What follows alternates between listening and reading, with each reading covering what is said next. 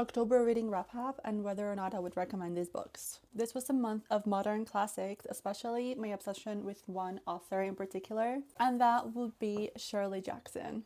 I read 2 books by her this month. The first one I finished is We Have Always Lived in the Castle. This is about a girl, Mary Cat, and her sister Constance live in a big house with their uncle, away from everyone, and in my opinion for good reason, because the world out there can be scary and I totally understand all their decisions. I thoroughly enjoyed this one and I resonated with Mary Cat a lot.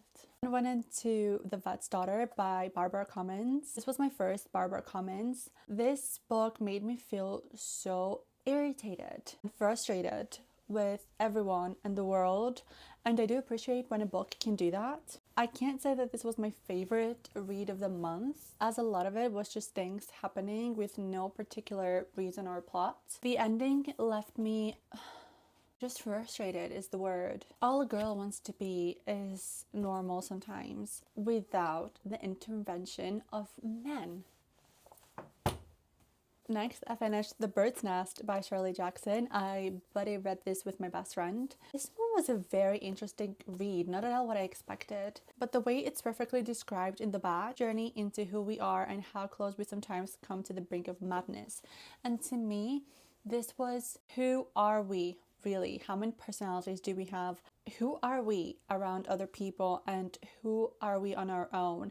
And who do we truly want to be? And what happens when those personalities split? And can you merge them all together? I don't know, it was a very interesting read. It did lose me a little bit about a third of the way through, but it was a really good read nonetheless. And I love Shirley Jackson and I love her writing and I love her characters. And I am deep down the rabbit hole right now, and I bought 2 more of her books that I'm gonna read soon. I did also start reading 2 more books that I'm going to finish in November. I whipped out The Secret History that's been sat on my shelf for 2 years, and I'm very impressed so far. I'm not bored as I thought I would probably be in the beginning. I'm on page 168 and I'm thoroughly enjoying this. I have no idea where it's going to go. I'm there. I can envision and I can see everything. I fell into another rabbit hole of the Zodiac Academy. I'm reading book number 5 at the moment, and all I can say is consider me done for a while.